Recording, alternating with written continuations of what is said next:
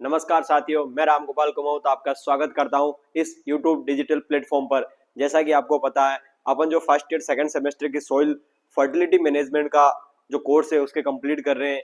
उसके बारे में अपने टॉपिक वाइज पूरी स्टडी की, टॉपिक वाइज डिटेल एक्सप्लेनेशन के साथ में आपको पढ़ाया गया। उसके बाद में वन शॉट के अंतर्गत उसके बारे में डिटेल आपको बताया गया। और अब आपके लिए लेके आए हम गेस्ट पेपर कि एग्जाम में कौन से क्वेश्चन आ सकते हैं, इनके बारे में। ये क्लास आपके लिए बहुत इंपॉर्टेंट होने वाली है, इस क्लास को जरूर देखना पूरी। इस क्लास में हर टॉपिक से जो जो इंपॉर्टेंट चीज है उसको वापस अपन अच्छे से पढ़ेंगे, हर चीज को डिटेल में देखेंगे। और इसमें कुछ नए चीज भी है जो उन लेक्चर में नहीं थी, वो भी आपको देखने को मिलेगी। तो बिना टाइम खराब किए इस लेक्चर को अपन शुरू करते हैं, ठीक है। और इस लेक्चर को आप अपने दोस्तों के साथ शेयर करना, लाइक करना, और यदि चैनल पे नए हो तो कमेंट सब्सक्राइब करना। तो इसके अंतर्गत सबसे पहले सॉइल फर्टिलिटी मैनेजमेंट, जो आपका कोर्स का नाम है वो है soil fertility management. Title 1-1, sorry course name 1-1 है। इसके अंतर्गत हम पढ़ेंगे डिटेल डेफिनेशन, जो एक नंबर में क्वेश्चन आते हैं, उसके बाद में जो शॉर्ट क्वेश्चन आते हैं उनके बारे में, और लॉन्ग क्वेश्चन आते हैं उनके बारे में डिटेल एनालिसिस के द्वारा पढ़ेंगे, ठीक है। तो सबसे पहले डेफिनेशन है फ्रॉम। क्या होता है फ्रॉम? क्या होता है? तो होता है फॉस्फेट रिच ऑर्गेनिक मैन्योर, यानी जो ऐसा ऑर्गेनिक मैन्योर जिसमें फॉस्फोरस की कंसंट्रेशन ज्यादा होती है उसे क्या कहते हैं? फ्रॉम कहा जाता है। ये अभी बहुत ही ट्रेंडिंग में क्वेश्चन है, हर बार अभी किसी न किसी एग्जाम में ये पूछा जा रहा है, तो इसके बारे में आपको पता होना चाहिए। क्या होता है ऐसा ऑर्गेनिक मैन्योर जिसमें फॉस्फोरस की कंसंट्रेशन ज्यादा होती है, उसे क्या कहते हैं? फ्रॉम कहा जाता है।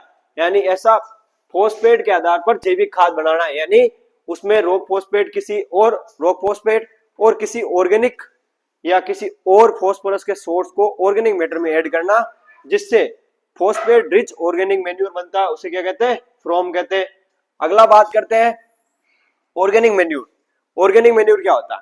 ऑर्गेनिक मैन्योर वो सारी बायोलॉजिकल चीजें जैसे क्रॉप रूट, उसकी लीव्स, उसका stem, other organic material, microbes, वो सारे किसमें आते हैं?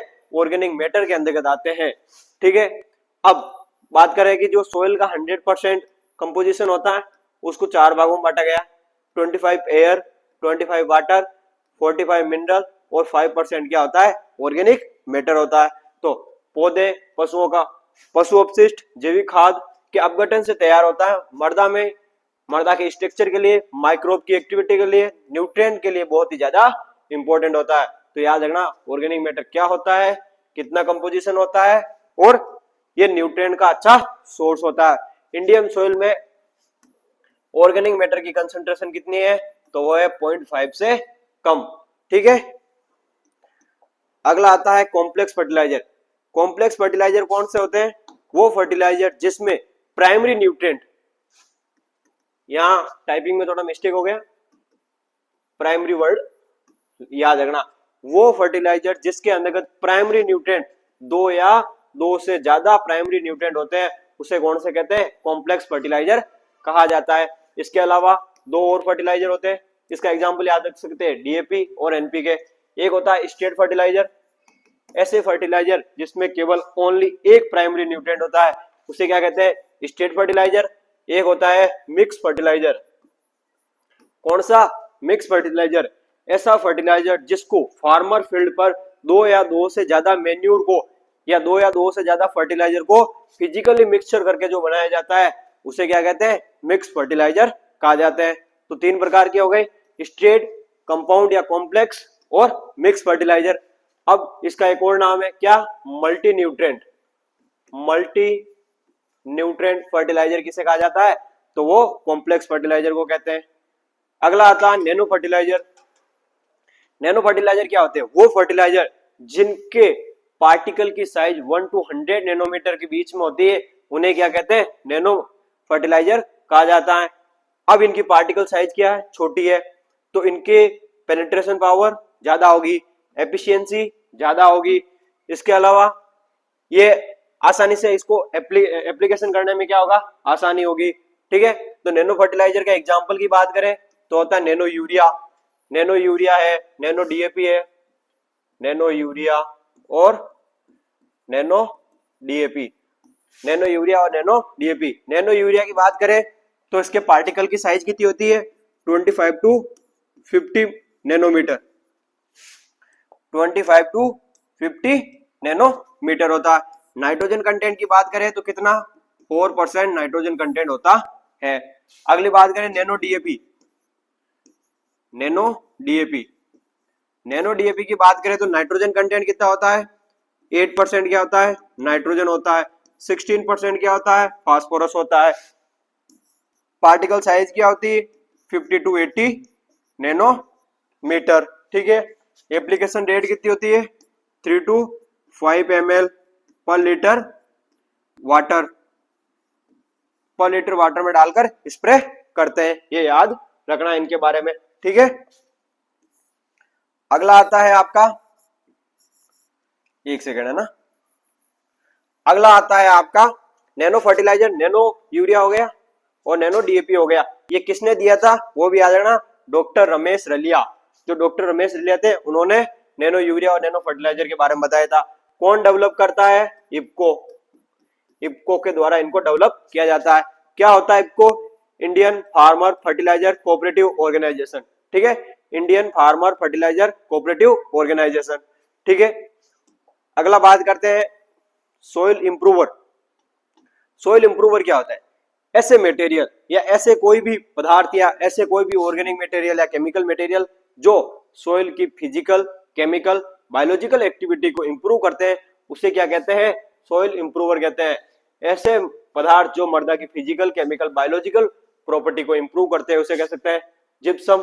किसके लिए यूज करते हैं, एल्कलाइन सोइल के लिए, चूना एसिडिक सोइल के लिए इंप्रूव के लिए, ऑर्गेनिक मैन्योर जो कॉम्पैक्टेड सोइल होती है उसके लिए यूज करते हैं।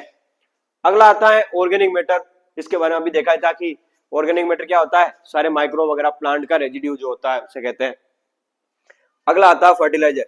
फर्टिलाइजर क्या होते हैं, वो केमिकल या बायोलॉजिकल मटेरियल जो प्लांट के एक या उससे ज्यादा न्यूट्रिएंट प्रोवाइड करते हैं अवेलेबल फॉर्म में, उसे क्या कहते हैं फर्टिलाइजर कहते हैं। वो रासायनिक या प्राकृतिक पदार्थ जो पौधे को एक या एक से अधिक आवश्यक पोषक तत्व प्रदान करता है उसे कहते हैं यूरिया हो गया, डीएपी हो गया, इसके अंदर जितने भी आते हैं वो कौन से होते हैं फर्टिलाइजर होते हैं, ठीक है।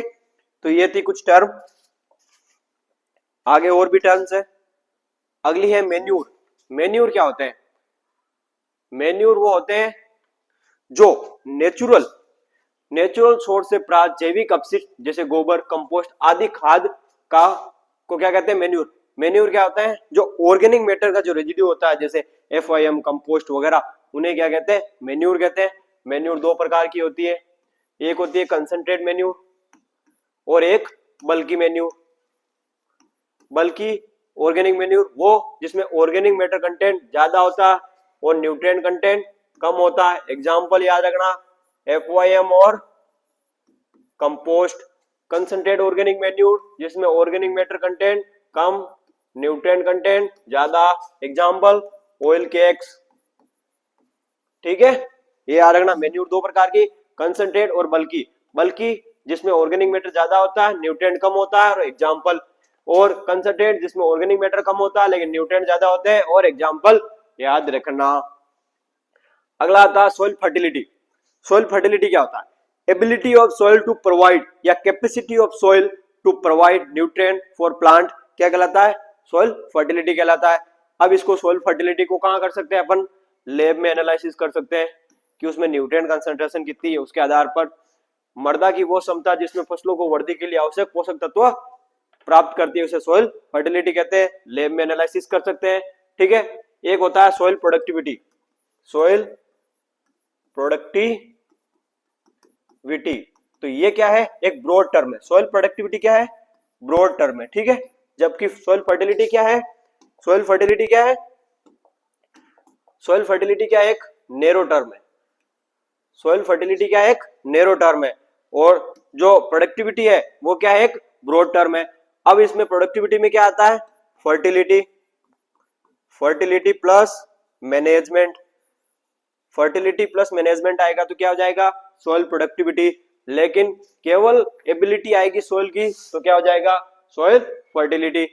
ये क्या है, नैरो टर्म है, ये क्या है, ब्रॉड टर्म है। इसको कहाँ लैब में एनालिसिस कर सकते हैं, इसको फील्ड में ही एनालिसिस करना पड़ता है क्रॉप उगाकर। ठीक है, एक और बात इसमें कि all fertile soil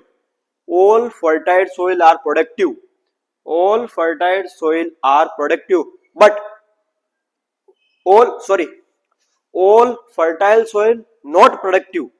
सारी फर्टाइल सोइल प्रोडक्टिव नहीं होती है, लेकिन सारी प्रोडक्टिव सोइल क्या होती है, फर्टाइल होती है। यानी सारी ऐसी सोइल जो फर्टाइल है जरूरी नहीं है कि वो प्रोडक्टिव होगी, लेकिन जो प्रोडक्टिव सोइल है वो फिक्स है क्या होगी, फर्टाइल होगी। ठीक है, इस बात का ध्यान रखना, इस स्टेटमेंट का याद रखना कि सारी फर्टाइल सोइल प्रोडक्टिव नहीं होती है, लेकिन सारी प्रोडक्टिव सोइल क्या होती है, फर्टाइल होती है।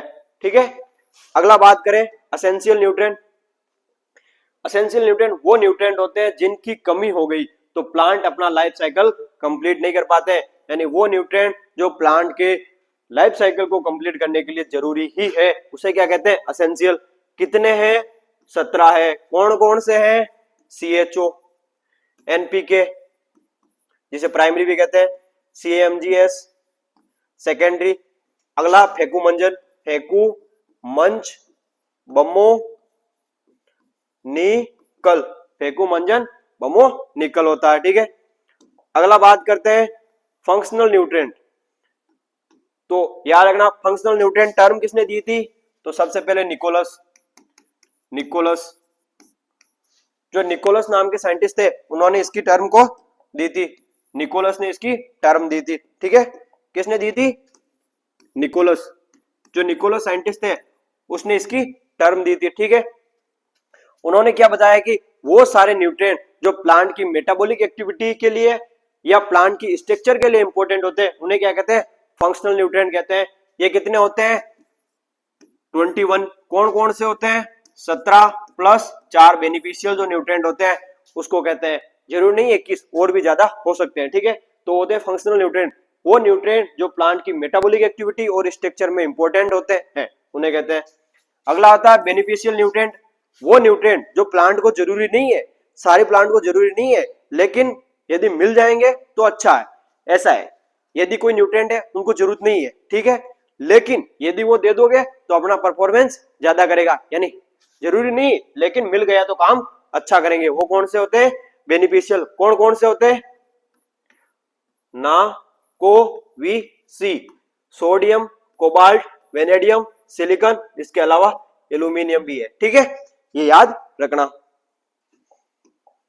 अगला आता है इंडिकेटर प्लांट।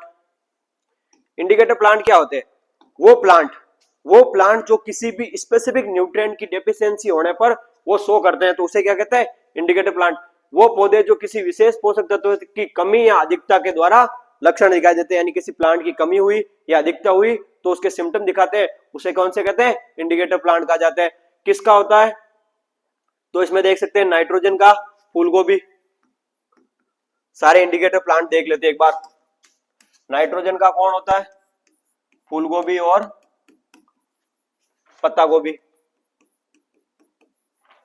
फास्फोरस की बात करें तो सरसों, रेपसीड और मस्टर्ड। पोटेशियम की बात करें तो आलू, कैल्शियम की बात करें तो मूंगफली। इसके बाद में मैग्नीज की बात करें Mn तो जई, ओट जो होती है वो इसमें आती है। इसके बाद में हम बात करें अगला न्यूट्रिएंट सल्फर की बात करें तो चाय, सल्फर का कौन सा, चाय। ठीक है, सल्फर का क्या होता है, चाय होते हैं। ठीक है, इसके बाद में अगले न्यूट्रिएंट की बात करें अपन, जैसे आयरन, आयरन का कौन है, जवार है। ठीक है, इस प्रकार के अलग अलग न्यूट्रिएंट के अलग अलग डेफिशिएंसी या इंडिकेटर प्लांट होते हैं, और भी है जिनके आपको एग्जांपल याद होने चाहिए।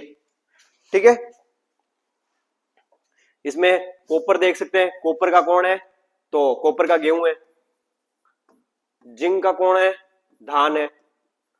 ठीक है, तो इनकी याद रखना। अगला आता है आपके वर्मी वॉश। वर्मी वॉश क्या होता है, जब अपन वर्मी कंपोस्ट प्रिपेयर करते हैं या जो वर्मी कंपोस्ट या फिर जो अर्थवॉर्म होती है उनके द्वारा जो लिक्विड मटेरियल निकाला जाता है उसे क्या कहते हैं, वर्मीवॉश। एक तरल जैविक उर्वरक होता है जो केंचुए की गतिविधियों से निकलने वाला तैयार किया जाता है, ठीक है। इसमें हार्मोन और न्यूट्रिएंट ज्यादा होते हैं, यानी जो भी अर्थवर्म होते हैं उनका कल्चर करने पे जो लिक्विड मटेरियल, जो उनका एक्सक्रीटा होता है लिक्विड फॉर्म में, उसे क्या कहते हैं, वर्मीवॉश कहते हैं। कैसे प्रिपेयर करते हैं, तो एक मटकी लेते हैं, उसके अंतर्गत या नीचे थोड़े कंकर पत्थर डाल देते हैं या गोबर वगैरह डाल लेते हैं और ऊपर केचुए छोड़ देते हैं, ठीक है।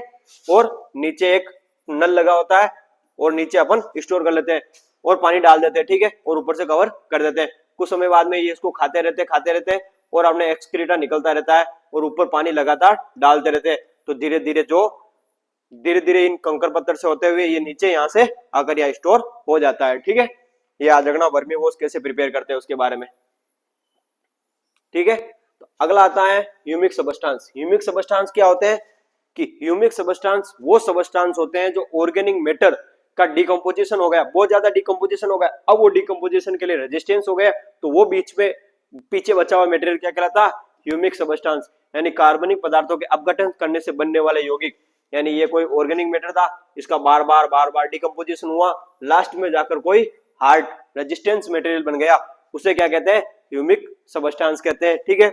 तो ये तीन प्रकार के होते हैं, एक होता फल्विक एसिड, फल्विक, एक होता ह्यूमिक, एक होता ह्यूमिन, ठीक है। ये तीन होते हैं, इनका याद रखना। इनके कलर की बात करें तो ये किस कलर के होते हैं, कलर याद रखना, तो ये होता है येलो कलर का, ये होता है ब्राउन कलर का, और ये क्या होता है, ब्लैक कलर का, ठीक है। इसके बाद में हम बात करें इनकी सोल्यूबल, यानी किस में सोल्यूबल होते हैं, ठीक है। तो सबसे पहले अपन ले सकते हैं एसिड और एल्कलाइन, एसिड, एल्कलाइन और वाटर, ठीक है। ये तीन चीज ले लेते हैं, कौन किसमें सोल्यूबल है उसके बारे में देख लेते हैं, ठीक है। तो वाटर, फल्विक एसिड, एसिड में भी सोल्यूबल, एल्कलाइन में भी सोल्यूबल और वाटर में भी सोल्यूबल।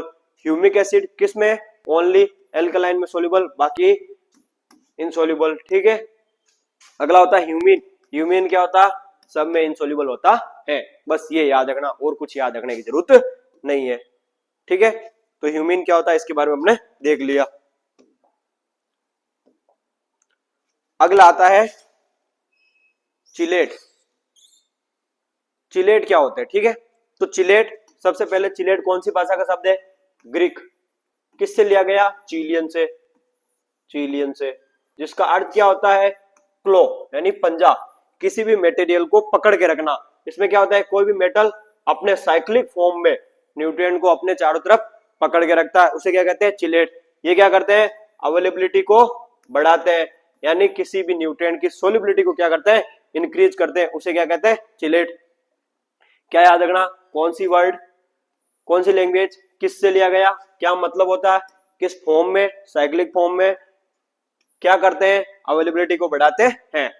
वो जटिल यौगिक जो सूक्ष्म पोषक तत्वों को कार्बनिक अणुओं से बांधे रखते हैं और उनकी अवशोषण या फिर उनकी अवेलेबिलिटी को एनहांस करते हैं, ठीक है। अगला आता है बायोसुपर, बायोसुपर क्या होता है, तीन चीज से मिलकर बना होता है, रॉक फॉस्फेट, सल्फर और सल्फर ऑक्सीडाइजिंग बैक्टीरिया, जैसे थायोबैसिलस वगैरह होता है, उनसे मिलकर बना होता है, उसे क्या कहते हैं, बायोसुपर कहते हैं। ये फास्फोरस और सल्फर दोनों की पूर्ति करता है, क्यों, क्योंकि रॉक फॉस्फेट किसका, फास्फोरस का सोर्स भी है, और ये हो गया सल्फर, इसकी वजह से, ठीक है। तो इसमें सल्फर ऑक्सीडाइजिंग बैक्टीरिया क्या करता है, ये इसका सल्फर का ऑक्सीडेशन करता है, जिससे सल्फर एस से क्या बन जाएगा, SO4-2, SO4-2 आगे जाके क्या बनेगा, H2SO4।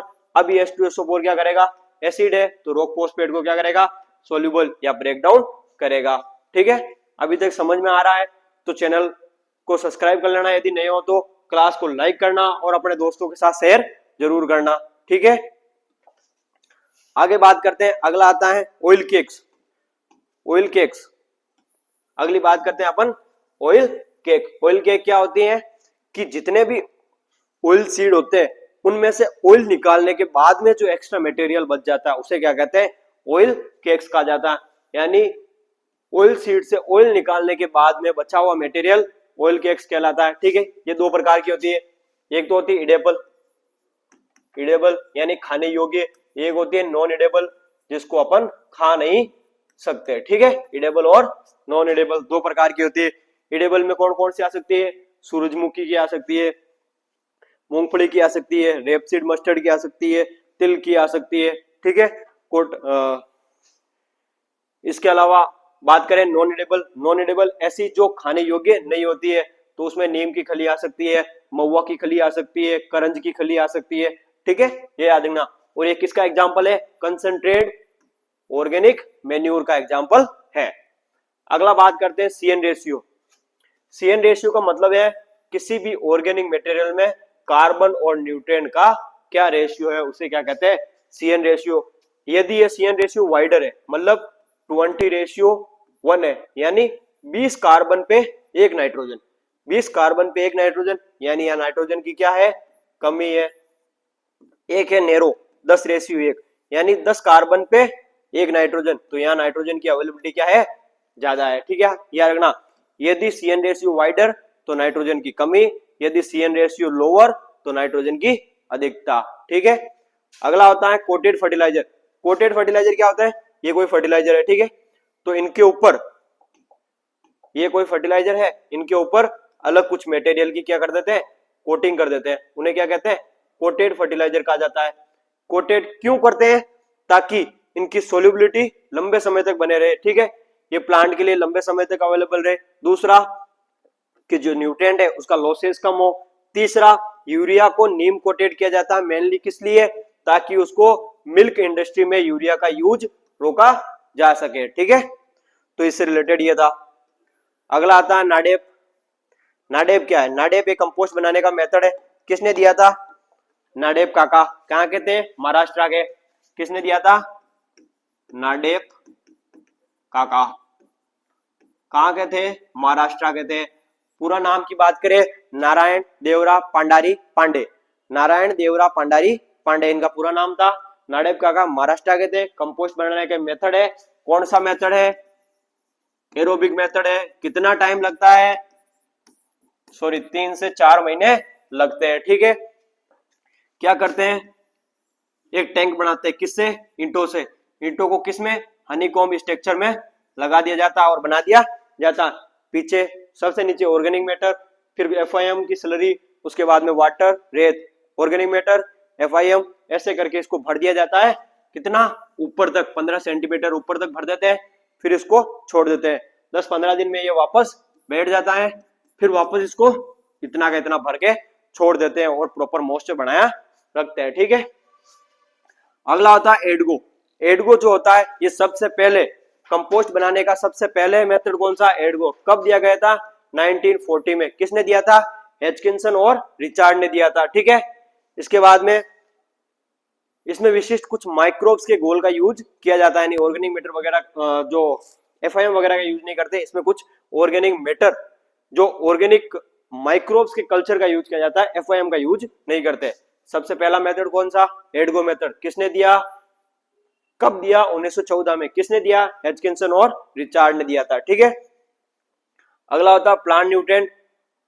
सबसे पहले समझना न्यूट्रिएंट क्या होते हैं?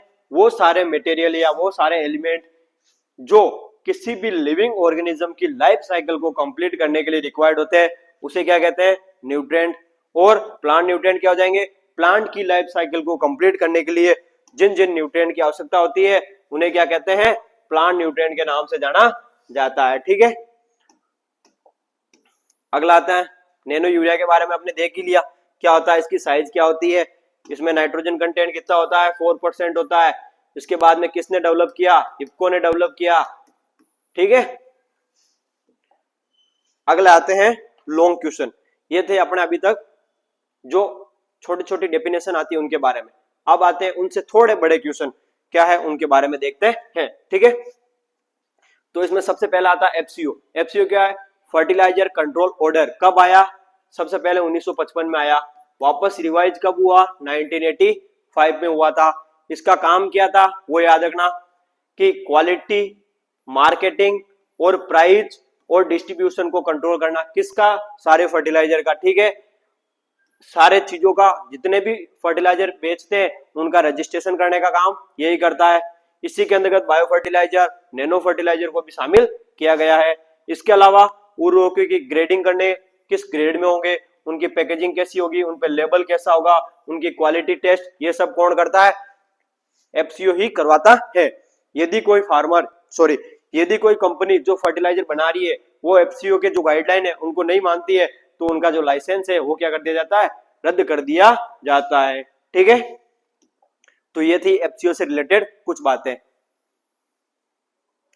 अगला आता है आपका आईएनएम, इंटरग्रेडेड न्यूट्रिएंट मैनेजमेंट, यानी इसके अंतर्गत आपकी सोइल की फर्टिलिटी को मैनेजमेंट या बनाए रखने के लिए लंबे समय तक क्या करते हैं, जितने भी आपके पास न्यूट्रिएंट के सोर्स है उन सारे न्यूट्रिएंट सोर्स को एक साथ मिलाकर अप्लाई करते हैं। जैसे बायोलॉजिकल जो माइक्रोब्स होते हैं, फिजिकल, और इसके बाद केमिकल में जितने फर्टिलाइजर है और जितने भी एफआईएम वगैरह उन सबको एक साथ मिलाकर यूज करते हैं। ठीक है, इसके अंतर्गत chemical, organic manure, bio fertilizer, green manuring सबको एक साथ मिलाते हैं ताकि लॉन्ग टर्म तक सोइल की फर्टिलिटी बनी रहे और न्यूट्रिएंट यूज एफिशिएंसी को भी इंक्रीज कर सकते हैं। ठीक है, अगला आता है fertility evolution. Soil fertility evolution का मतलब होता है कि किसी भी चीज का पता लगाना, सोइल की न्यूट्रिएंट एनालिसिस या सोइल की न्यूट्रिएंट स्टेटस का पता लगाना कि वो सोइल फर्टाइल है या अनफर्टाइल है, उसके बारे में पता लगाना सोइल फर्टिलिटी इवोल्यूशन कहलाता है। ठीक है, मृदा उर्वरता मूल्यांकन वो प्रक्रिया जिसमें यह जांचा जाता है कि सोइल में कौन से न्यूट्रिएंट है, किसकी कमी है, किसकी ज्यादा है, किस अवेलेबल फॉर्म में है, उसका पता लगाना। कैसे लगा सकते हैं, सोइल टेस्टिंग के द्वारा लगा सकते हैं, टिश्यू एनालिसिस के द्वारा लगा सकते हैं, एसटीसीआर के द्वारा लगा सकते हैं। इसके अनुसार कुछ प्लांट के विजिबल सिम्टम देखकर भी पता लगा सकते हैं। ठीक है, अगला आता है आपका असेंसिलिटी की क्राइटेरिया। तो सबसे पहले याद रखना, असेंसिलिटी डेफिनेशन किसने दी, असेंसिलिटी की डेफिनेशन किसने दी थी, निकोलस ने क्या दी थी, डेफिनेशन। क्राइटेरिया किसने दिया था 1939 में, आर्नोन और स्टाउट, जबकि 1954 में वापस आर्नोन अकेले ने इसको वापस रिवाइज किया था। कब किसने दिया, आर्नोन स्टाउट, कब 1939, रिवाइज आर्नोन 1954। डेफिनेशन किसने दी, निकोलस ने। ठीक है, इस बारे में याद रखना। अगला आता है क्या क्या होते हैं इसके 3 क्राइटेरिया है। सबसे पहला, एक की कमी हुई तो प्लांट अपना लाइफ साइकिल कंप्लीट नहीं कर पाएगा। दूसरा, एक की कमी को दूसरा आके कंप्लीट नहीं कर सकता, यानी उसका काम वही करेगा, स्पेसिफिक होता है। और तीसरी बात करें तो वो डायरेक्ट मेटाबॉलिज्म, जो प्लांट की मेटाबॉलिक एक्टिविटी होती है उसमें उनका रोल होता है। एक की कमी काम नहीं कर पाएगा, एक का काम वही करेगा, डायरेक्ट मेटाबॉलिज्म में एक्टिविटी होती है। ठीक है, और ये किसके लिए थे, जो 17 एसेंशियल न्यूट्रिएंट है उनके लिए है। अगला आता है नैनो फर्टिलाइजर के बारे में अपना भी देखा ही है। ठीक है, अगला आता है न्यूट्रिएंट यूज एफिशिएंसी क्या होती है। जो आप जितने भी फर्टिलाइजर वगैरह अप्लाइड करते हैं सोइल में, उसमें से वो प्लांट के लिए कितने काम आ जाते हैं उसे कहते हैं न्यूट्रिएंट यूज एफिशिएंसी। मतलब मान लो 100 किलोग्राम यूरिया मैंने दिया है तो उसमें से वो प्लांट के लिए कितना अवेलेबल फॉर्म में या कितना काम आया उसे कहते हैं न्यूट्रिएंट यूज एफिशिएंसी कहा जाता है। ठीक है, यदि किसी फर्टिलाइजर की न्यूट्रिएंट यूज एफिशिएंसी ज्यादा है इसका मतलब वो फर्टिलाइजर अच्छा है। तो डिफरेंट जो न्यूट्रिएंट है उनकी फर्टिलाइजर यूज एफिशिएंसी आपको याद होना चाहिए। जैसे नाइट्रोजन की कितनी होती है 32 50, फास्फोरस की कितनी होती है 15 से 20, पोटेशियम की कितनी होती है 70 to 80, इसके बाद में सल्फर की कितनी होती है 8 to 10, माइक्रोन्यूट्रिएंट की कितनी होती है 1 से 2, ये सारी किसमें है परसेंट में है। ठीक है, ये आपको याद होनी चाहिए। अगला आता है आपका क्रिटिकल लेवल इन सोइल। मतलब सबसे पहले क्रिटिकल लेवल किसने दिया था, तो केट एंड नेल्सन ने दिया था।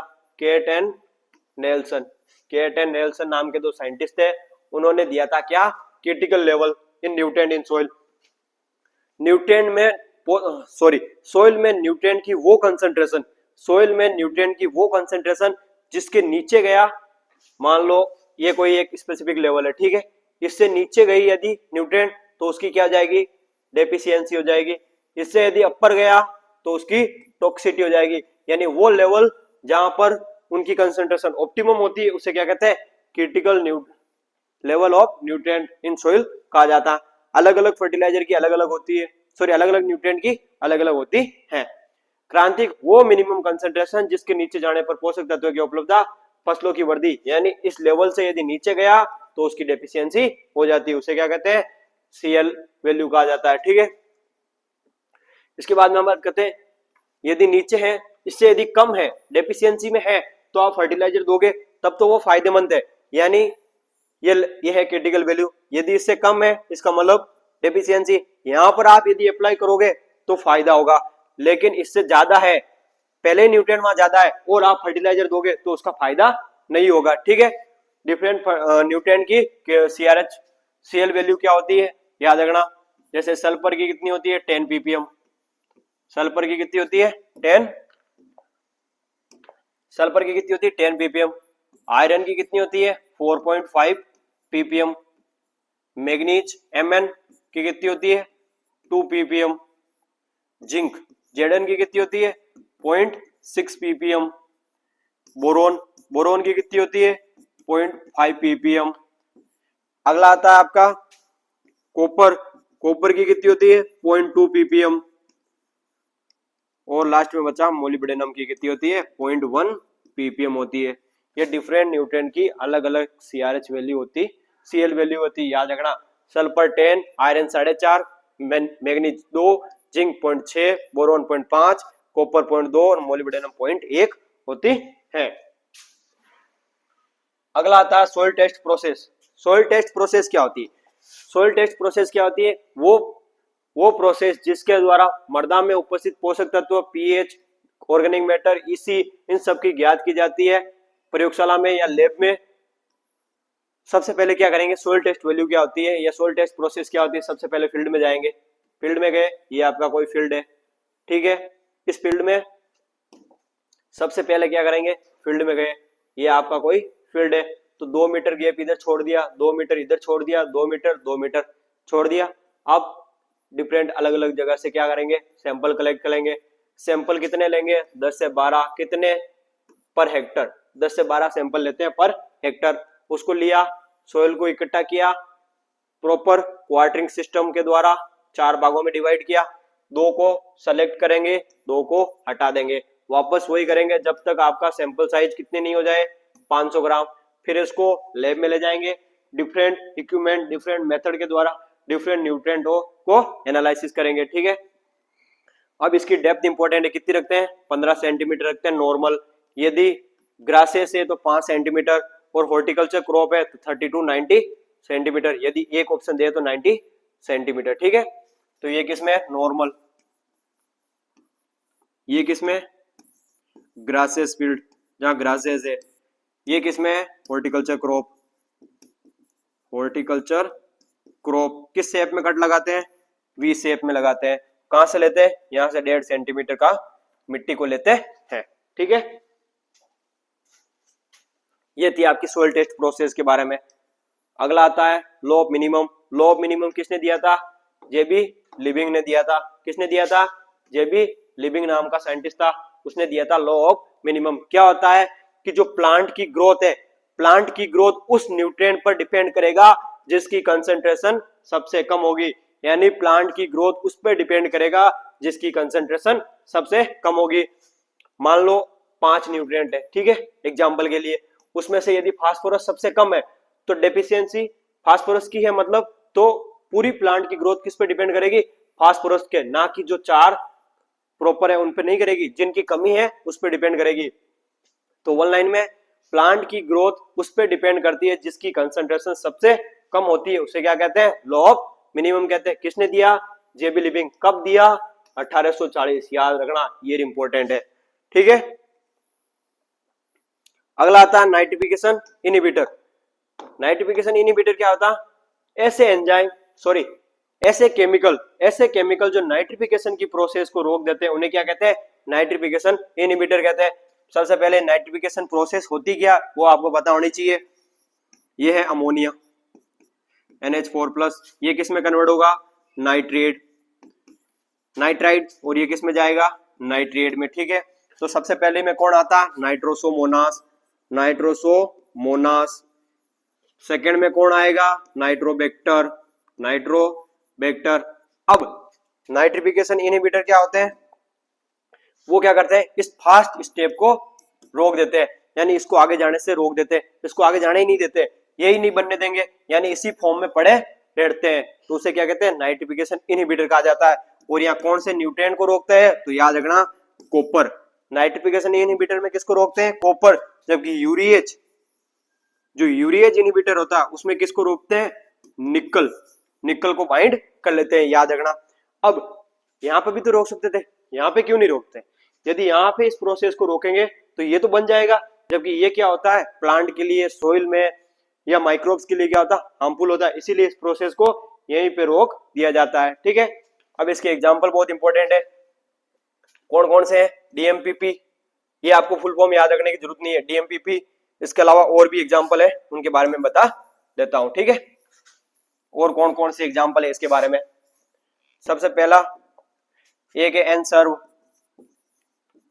एनसर्व इसका एग्जाम्पल है, एएम इसका एग्जाम्पल है, डीएमपीपी, डीएमपीपी इसका एग्जाम्पल है, इसके अलावा थायोयूरिया भी इसका एग्जाम्पल है, और नीम कोटेड यूरिया वो भी इसी के अंतर्गत भी आता है, और जो स्लो रिलीज या एसआरएफ होता है उसमें भी आता है। ठीक है, तो ये थे आपके नाइट्रिफिकेशन इनहिबिटर, किसको रोकते हैं, कॉपर को, कौन सी प्रोसेस को, फर्स्ट स्टेप, कौन सा, नाइट्रोसोमोनास को रोकते हैं। ठीक है, अब अगला आता है आपका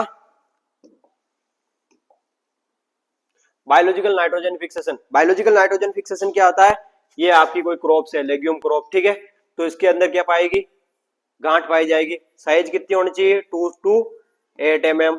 ठीक है, इसमें क्या होता है, लेग हीमोग्लोबिन कैसा कलर का होता है, रेड टू पर्पल, मतलब एक्टिव होगा तब। ठीक है, क्या करता है, जो वायुमंडलीय नाइट्रोजन होता है इसको यहाँ से पकड़ते हैं, कुछ माइक्रोब बैठे रहते हैं अंदर, और इसको NH3 के रूप में सोइल में फिक्स कर देते हैं, उसे कहते हैं नाइट्रिफिकेशन।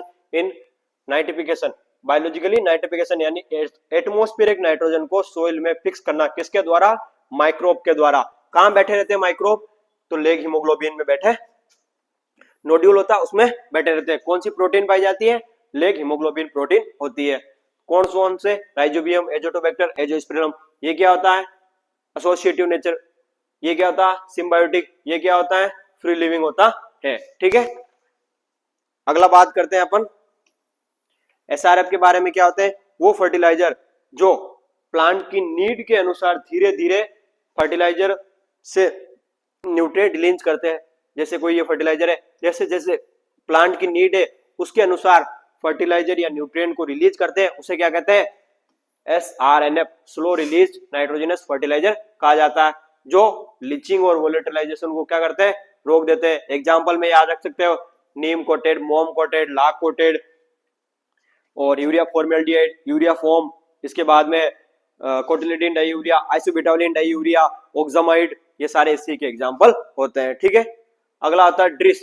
ड्रिस किसने दिया था, ब्यूफोलिस नाम का एक साइंटिस्ट था, ब्यूफेलिस, ब्यूफेलिस नाम का एक साइंटिस्ट था। कब दिया था, 1973 में दिया था। क्या है, दो चीज याद रखना, सबसे पहले लॉन्ग टर्म, ये लॉन्ग टर्म क्रॉप के लिए दिया जाता है। क्या है, क्वांटिटेटिव मेथड है, क्वांटिटेटिव मेथड है, किस पे काम करता है, तो फर्टिलाइजर रेशियो पे काम करता है। ये तीन चीज याद रखनी, long term, quantitative, fertilizer ratio पे काम करता है। किसने दिया था, ब्यूफेलिस ने। कब दिया था, 1973 में दिया था। ये विभिन्न प्रकार के जो प्लांट सैंपल लेते हैं उसके अंतर्गत, टिश्यू के अंतर्गत देखते हैं कि उसमें फर्टिलाइजर रेशियो देखा जाता है, नाइट्रोजन, फास्फोरस, पोटेशियम, किन की कंसंट्रेशन किसके आधार पर देखा जाता है। ठीक है, और उसके आधार पर देखते हैं कि उसमें किस न्यूट्रिएंट की कमी है। तो ये याद रखना, ये किस पे काम करता है, क्वांटिटेटिव, लॉन्ग टर्म और रेशियो पे काम करता है, इंडिविजुअल न्यूट्रिएंट पे काम नहीं करता है, केवल नाइट्रोजन, फास्फोरस अलग अलग पे काम नहीं करता, इन सबका साथ में काम करता है। किसने दिया, ब्यूफेलिस। कब दिया, 1973। कहां दिया, साउथ अफ्रीका के लिए काम आता है। ठीक है, अगला होता है कि डीएपी और यूरिया वगैरह बनाने की कुछ प्रोसेस क्या है। ठीक है, डीएपी बनाने के लिए क्या करेंगे, ammonia plus H3PO4, die ammonia यानी दो अमोनिया, तो क्या बन जाएगा, NH4, ये बन जाएगा। ठीक है, ये होगा डीएपी का फॉर्मूला। अमोनिया बनाने के लिए क्या करेंगे, फॉस्फोरिक एसिड को अमोनिया से मल्टीप्लाई, अमोनिया के साथ रिएक्शन करके डीएपी बना सकते हैं। डीएपी में नाइट्रोजन कितना होता है 16%, 46% क्या होता है फास्फोरस होता है। ठीक है, अगला आता है अमोनियम सल्फेट, किससे बना सकते हैं, अमोनिया प्लस H2SO4 क्या बन जाएगा, अमोनियम सल्फेट। इंडिया में यदि सबसे पहला कोई नाइट्रोजनस फर्टिलाइजर बनाया गया तो वो कौन सा था, अमोनियम सल्फेट। कब बनाया गया, 1933 में। कहां बनाया गया था, तो इसको जो टाटा इंडस्ट्री के द्वारा बनाया गया था, जमशेदपुर टाटा, जमशेदपुर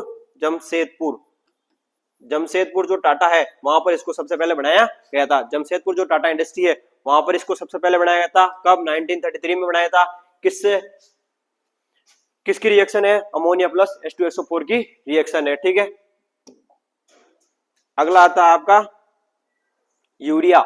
यूरिया कैसे बनाया जाता है, यूरिया बनाने के लिए क्या करते हैं, अमोनिया प्लस CO2 दोनों की रिएक्शन करके NH2CO NH2 यूरिया का फॉर्म बना देते हैं।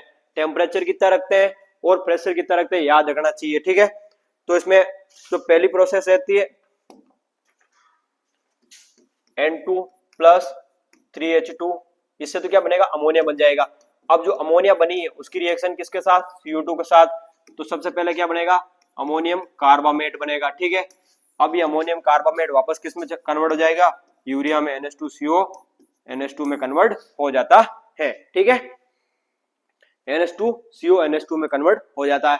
अब ये फर्स्ट स्टेप और ये सेकंड स्टेप, दो स्टेप में कन्वर्ट होती है। फर्स्ट स्टेप, सेकंड स्टेप में टेम्परेचर कितना होता है 250 डिग्री सेल्सियस, फर्स्ट में कितना होता है 180 टू 200 डिग्री सेल्सियस। प्रेशर कितना होता है 300 से 400 किलोग्राम पर सेंटीमीटर स्क्वायर के समथिंग प्रेशर होता है। ठीक है, प्रेशर, टेम्परेचर, सेकंड में टेम्परेचर, पहले क्या बनता है अमोनियम कार्बामेट बनता है, फिर उसका यूरिया में कन्वर्ट हो जाता है। किससे मिलकर बना होता है, अमोनिया प्लस CO2 से, याद रखना।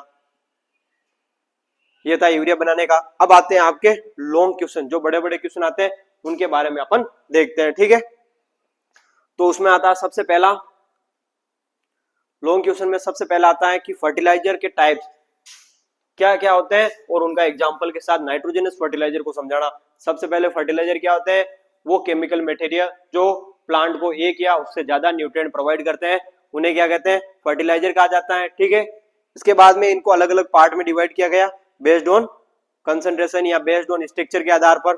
ठीक है, सबसे पहला है उर्वरक के प्रकार।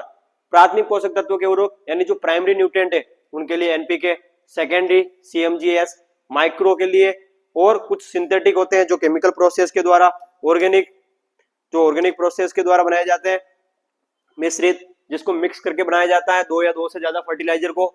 इसके बाद में SRF और नैनो फर्टिलाइजर होते हैं। ये डिफरेंट प्रकार के अलग अलग फर्टिलाइजर होते हैं। ठीक है, तो इन सब के एग्जाम्पल और कितने प्रकार के वो याद होने चाहिए। ठीक है, इसके बाद में आपका अगला क्वेश्चन पूछा है उसी में कि नाइट्रोजनस फर्टिलाइजर कौन से होते हैं, उनका एग्जाम्पल के साथ में उनका भी क्लासिफिकेशन करो। तो नाइट्रोजनस जो फर्टिलाइजर है उनको कितने भागों में बांटा गया है, 4 भागों में बांटा गया। कौन से, अमोनिकल नाइट्रेट, अमोनियम नाइट्रेट और एमाइड फॉर्म में। नाइट्रोजन किस फॉर्म में, उसके आधार पर 4 भागों में। अमोनिकल यानी नाइट्रोजन किस फॉर्म में, अमोनिया के फॉर्म में। एग्जाम्पल याद रखना, नाइट्रेट यानी वो फर्टिलाइजर जिसमें नाइट्रोजन किस फॉर्म में होगी, nitrate. Example sodium nitrate, calcium nitrate. अतः अमोनियम नाइट्रेट इस प्रकार के फर्टिलाइजर जिसमें नाइट्रोजन किस में होती है, अमोनिया और नाइट्रेट दोनों फॉर्म में होती है, वो भी किसमें, इक्वल कंसंट्रेशन, और कुछ फर्टिलाइजर में अनइक्वल भी हो सकती है। ठीक है, अगला आता है एमाइड फॉर्म, यानी जिसमें नाइट्रोजन किस में होती है, एमाइड फॉर्म में होती है, जो आगे फील्ड में एप्लीकेशन करने के बाद में हाइड्रोलाइसिस होती है और अमोनिया में कन्वर्ट हो जाती है। ठीक है, और ये कैसे होते हैं, ऑर्गेनिक नेचर के होते हैं। इसमें कौन आता है, यूरिया और कैल्शियम साइनाइड आता है। ठीक है, ये थे आपके कौन सा की उर्वरक क्या है, उर्वरक के कितने टाइप है और नाइट्रोजनस फर्टिलाइजर उसके एग्जाम्पल थे। अब आपका सेकंड क्वेश्चन आता है कि उर्वरक नियंत्रण आदेश यानी फर्टिलाइजर कंट्रोल ऑर्डर क्या है और वो कुछ किसानों के हित के लिए क्या काम करता है, उसका क्या ऑब्जेक्टिव क्या है, उसके बारे में। तो अपन ने अभी पढ़ा था, FCO कब आया था, 1955 में, वापस रिवाइज 1985 में हुआ था। क्या काम करता है, मार्केटिंग, कर सकता है क्वालिटी कंट्रोल, डिस्ट्रीब्यूशन और प्राइस। क्या क्या प्रावधान है इसके? क्वालिटी कंट्रोल, प्रोसेस, आयात वितरण के लिए लाइसेंस देना, लेबलिंग, पैकेजिंग, ब्रांडिंग का काम करना, टेस्टिंग करना और एनालिसिस करना, समय समय पर उसका पता लगाना या चेक करना कि वो सही से फर्टिल जो भी कंपनियां हैं उसके जितने भी स्टैंडर्ड वैल्यू है उसको फॉलो कर रही है नहीं कर रही है, और यदि नहीं कर रही है तो उनका लाइसेंस कैंसिल करना। ये सारा काम कौन करता है? एफसीओ के द्वारा किया जाता है। ये किसानों के हित के लिए क्या काम करता है? तो सबसे अच्छा काम क्या करता है? प्राइस कंट्रोल करेगा, यानी सारे किसानों को एक ही प्राइस में मिलेगी। जितने भी ब्रोकर होते हैं वो अपने हिसाब से प्राइस नहीं डिसाइड कर सकते हैं। दूसरा, क्वालिटी कंट्रोल कर सकता है, मिलावट को रोक सकता है इसके अनुसार। बाकी जो भी ब्रोकर होते हैं वो ज्यादा अपने पास स्टोरेज करके ब्लैक मार्केटिंग नहीं कर सकते, उसके द्वारा रोका जा सकता है। अभी जैसे डीएपी की अभी क्या चल रही है? कमी चल रही है, तो बहुत सारे ब्रोकर ऐसे हैं जो क्या कर लेते हैं? ब्लैक मार्केटिंग करते हैं, पहले उसको स्टोरेज कर लेते हैं फिर ज्यादा रेट में बेचते हैं। तो उसको रोकने का काम किसका है? एफसीओ का काम है। ठीक है, अगला क्वेश्चन आता है आपका कि इंटीग्रेटेड प्लांट न्यूट्रिएंट मैनेजमेंट क्या है, उसके कॉन्सेप्ट क्या है, उसके फैक्टर क्या है और उसका क्या इंपॉर्टेंस है और उनका लॉन्ग टर्म प्लांट पर क्या इफेक्ट पड़ता है उसके बारे में आपको देखना है। तो सबसे पहले याद रखना, इंटीग्रेटेड आ गया मतलब जितने भी आपके पास न्यूट्रिएंट सोर्स है उन सबको एक साथ मिला के फील्ड में अप्लाई कर दो, क्या कहलाएगा? इंटीग्रेटेड। ठीक है, जिसमें बायोलॉजिकल वगैरह या फिर केमिकल या बायो फर्टिलाइजर वगैरह सारे को एक साथ लेते हैं। ठीक है, इसका कॉन्सेप्ट क्या है, क्यों लाया गया आईएनएम, आईएनएम लाया क्यों गया उसके बारे में देखते हैं। ये क्या करता है? न्यूट्रिएंट प्रोवाइड के साथ साथ में सोइल की फर्टिलिटी या सोइल हेल्थ को भी बनाए रखता है, सोइल की सस्टेनेबिलिटी को बनाए रखता है, एनवायरमेंटली इको फ्रेंडली होता है, ये याद रखना। अगला आता है कि इसके कौन कौन से कंपोनेंट कौन कौन से हैं। तो इसके अलग अलग कंपोनेंट है, डिफरेंट कंपोनेंट है। जैसे कि हम बात करें इसमें सबसे पहले केमिकल फर्टिलाइजर आ सकते हैं जो एनपीके वगैरह होते हैं, यूरिया वगैरह। कुछ ऑर्गेनिक हो सकते हैं जिसमें गोबर वगैरह आती है। कुछ बायो फर्टिलाइजर हो सकते हैं जिसमें पीएसएफ और राइजोबियम बैक्टीरिया आ सकता है। इसके बाद में क्रॉप रोटेशन यूज कर सकते हैं, सोइल टेस्टिंग भी इसी के अंदर आती है। ये इसके क्या है? डिफरेंट कंपोनेंट होते हैं। यदि आईएनएम से रिलेटेड किसी में क्वेश्चन आए, प्लांट न्यूट्रिएंट मैनेजमेंट में, डिजीज मैनेजमेंट में या पेस्ट मैनेजमेंट में, तो आपके पास जितने भी सोर्स हैं उनको कंट्रोल करने के या उनके न्यूट्रिएंट के सोर्स है उन सबको एक साथ मिला दो तो क्या बन जाएगा? आईएनएम बन जाएगा। ठीक है, इसके बाद में इसका इंपोर्टेंस क्या है? हेल्थ के लिए अच्छा है, सोइल के लिए, ह्यूमन हेल्थ के लिए अच्छा है क्योंकि क्वालिटी अच्छी मिलेगी। उसके बाद में इको फ्रेंडली होता है, लो कॉस्ट होता है और प्रॉपर जो सोइल के न्यूट्रिएंट बैलेंस है वो भी बना रहता है। ये सारे इसके एग्जांपल है या ये सारे इसके इंपॉर्टेंट कह सकते हैं। इसके बाद में इस पर सोइल पर क्या इफेक्ट पड़ेगा? ठीक है, तो सोइल में क्या होगा? सोइल पर इसका इफेक्ट ये होगा कि यदि सारे चीजों को एक साथ मिला के दोगे तो सोइल की फिजिकल प्रॉपर्टी क्या होगी? इंक्रीज होगी। जैसे structure, water holding capacity, biological activity, ये सारी क्या हो जाएगी? इंक्रीज हो जाएगी, अच्छी हो जाएगी। ठीक है, पौधों की वृद्धि पर क्या आवश्यक पोषक तत्व मिलते हैं जिससे पौधे का विकास भी अच्छा होगा और डिजीज रेजिस्टेंस भी बढ़ेगा। ये था ये आपका क्वेश्चन कि आईएनएम क्या होता है, कॉन्सेप्ट क्या है, उसका बेनिफिट क्या है, उन सब के बारे में अपने देखा। अगला 4th नंबर क्वेश्चन है आपका यूरिया। यूरिया किसका फर्टिलाइजर? नाइट्रोजन का। उसके क्या क्या कैरेक्टरिस्टिक है, साथ में यूरिया पौधे की उपलब्धता के तरीके, यानी वो किस फॉर्म में प्लांट में अवेलेबल हो रहा है या कैसे अवेलेबल हो रहा है उसके बारे में भी आपको लिखना है। देखो अभी तक सारे गेस पेपर में क्वेश्चन कौन से आ रहे हैं? वही जो अपनी वन शॉट में देखा था या फिर डिटेल एनालिसिस जो चैप्टर वाइज क्लास ली थी उसमें जितने भी अपन ने देखे वो सारे क्वेश्चन यही है, और वहां पे जो आपको बताया कि ये इंपॉर्टेंट है वही क्वेश्चन आ रहे हैं। और यही अभी इसके बाद में अपन एक क्लास और अपलोड करेंगे जिसमें आपके सारे पीवाईक्यूज होंगे, जिसका डिटेल एनालिसिस होगा, उसमें भी सारे यही क्वेश्चन आएंगे। ठीक है, उसी से रिलेटेड क्वेश्चन को बनाया गया है कि इस बार क्या आ सकते हैं, प्रेडिक्ट करके बनाया गया था। ठीक है, इसके बाद में सबसे यूरिया नाइट्रोजन का फर्टिलाइजर है, किस फॉर्म में होती है? एमाइड फॉर्म में नाइट्रोजन होती है। कितनी होती है? 46% होती है। ठीक है, इसके बाद में हम बात करें फॉर्मूला क्या होता है? NH2CO NH2 होता है। ठीक है, NH2CO NH2 होता है। ठीक है, कैसा होता है? व्हाइट कलर का होता है, वाटर सोल्यूबल होता है, मॉइस्चर को एब्जॉर्ब कर लेता है क्योंकि रिलेटिव ह्यूमिडिटी कितनी होती है? 72 होती है। ठीक है, इक्विवेलेंट एसिडिटी कितनी होती है? 82 84 होती है, ठीक है। नाइट्रोजन कितना होता है, 46 होता है। अगला बात करें सोइल में रिएक्शन, सोइल में डालने पर यूरिया क्या होगा, सोइल में डालेंगे यूरिया NH2 CO NH2, ये सोइल में जाएगा, ठीक है। मॉइस्चर के कांटेक्ट में आएगा, क्या बनाएगा, अमोनियम कार्बामेट, अमोनियम कार्बामेट करके मटेरियल बना देता है, जो क्या होता है, अनस्टेबल प्रोडक्ट होता है। तो याद रखना, यूरिया को फील्ड में डालने पे सबसे पहला अनस्टेबल प्रोडक्ट कौन सा बनता है, अमोनियम कार्बामेट, जबकि स्टेबल प्रोडक्ट कौन बनता है, कार्बोनेट। तो याद रखना कार्बामेट, कार्बामेट, मेट आ गया मतलब अनस्टेबल, जबकि कार्बोनेट, कार्बोनेट आ गया, नेट मतलब स्टेबल, मेट मतलब अनस्टेबल होता है। तो लास्ट प्रोडक्ट कौन सा बनेगा, वो बनता है अमोनिया। लास्ट प्रोडक्ट कौन सा बनता है, अमोनिया बनता है। और हाइड्रोलाइसिस कितने दिन में कंप्लीट हो जाता है, 3 to 7 डेज में कंप्लीट हो जाता है। ये आपको याद रखना है, ठीक है। नाइट्रोजन एमाइड फॉर्म में होती है, कन्वर्ट हो जाती है अमोनिया में, उसके बाद में वो किस में चली जाएगी, ये थी एमाइड फॉर्म में, RNH2 कन्वर्ट हो गई किस में, अमोनिया में। अमोनिया क्या आ जाएगी, सोइल पार्टिकल पर नेगेटिव चार्ज होते हैं तो वहां जाकर ये बैठ जाएगी, ठीक है। उसके बाद में धीरे धीरे यहाँ से रिलीज होगी और अमोनिया कन्वर्ट हो जाएगी किसमें, नाइट्रिफिकेशन की प्रोसेस से NO3 माइनस में, जो क्या आती है, प्लांट अवेलेबल फॉर्म होती है, ठीक है।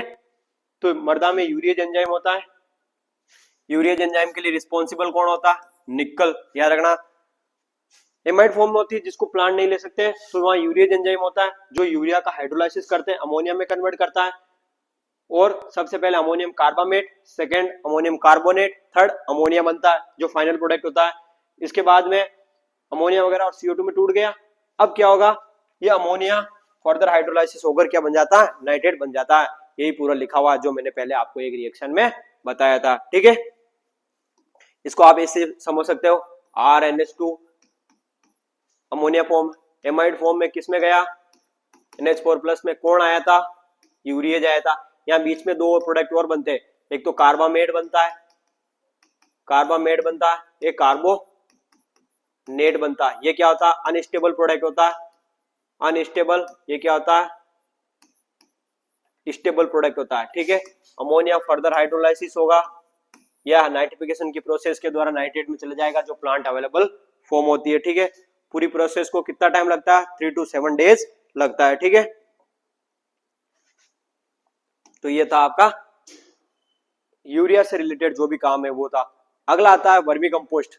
वर्मी कंपोस्ट क्या होता है, और इसके बाद में जो कंपोस्ट बनाने के लिए केचुए के द्वारा कार्य क्षमता में क्या होता है, वर्मी कंपोस्ट क्या है, और आप यदि वर्मी कंपोस्ट प्रिपेयर कर रहे हो तो किन किन बातों का ध्यान रखना चाहिए ताकि आपकी एफिशिएंसी ज्यादा आ सके, ठीक है।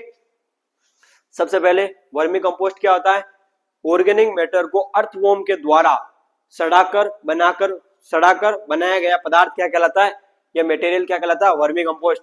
यानी एक जैविक खाद है जो केचुए के द्वारा ऑर्गेनिक वेस्ट को अपघटित करके बनाया गया होता है। और वर्मी कंपोस्ट में जो अर्थवॉर्म होती है वो अपने ग्रोथ के लिए कितना रखते हैं, 2 से 5%, कितना वापस दे देते हैं, 90 से 95 तक वापस दे देते हैं, ठीक है। 5 से 10% खुद के पास रखते हैं खाने के लिए, 5 से 10% खुद के पास खाने के लिए रखते हैं, और 90 से 95% एक्सक्रीटा के रूप में बाहर निकाल देते हैं, ठीक है। एक होता है वोरीमरी, वोरीमरी, वोरीमरी क्या होता है, वो लोकेशन जहां पर वर्मी कंपोस्ट प्रिपेयर किया जाता है। एक होता है vermicast, vermicast, vermicast क्या होता है, एक्सक्रीटा ऑफ अर्थवॉर्म, जो अर्थवॉर्म होता है उसकी जो एक्सक्रीटा होता है उसे क्या कहते हैं, वर्मी कास्ट कहते हैं, ठीक है। अब आपको क्या क्या सावधानी रखनी चाहिए, सबसे पहले कि जो जितना भी जो अर्थवॉर्म है उसका सिलेक्शन, तो इंडिया के लिए सबसे बेस्ट कौन सा, आइसिनिया पोइडिडा, जिससे क्या कहते हैं, टाइगर वॉर्म के नाम से भी जाना जाता है, टाइगर वॉर्म के नाम से भी जाना जाता है। अगला आता है यूट्रस यूजिकुलेरिया, यूट्रस यूजिकुलेरिया और पेरियोनिकस एस्क्यूटा की जो स्पीसीज है उनका भी यूज किया जाता है, ठीक है। मेनली इन दो का यूज करते हैं, ठीक है। और ये दोनों कौन सी है, विदेशी है, इंडिया की स्पीसीज नहीं है, ठीक है। इसके बाद में बेड, उसकी हाइट कितनी रखते हैं, 1 to 1.5 फीट, चौड़ाई कितनी रखते हैं, 3 फीट, और लंबाई अपनी आवश्यकता अनुसार बना सकते हैं, कोई फिक्स नहीं है। सबसे पहले ऑर्गेनिक मैटर, उसके अनुसार गोबर, उसके ऊपर केचुए छोड़ देंगे और ऊपर कवर कर देंगे और मॉइस्चर बनाए रखते हैं। ठीक है,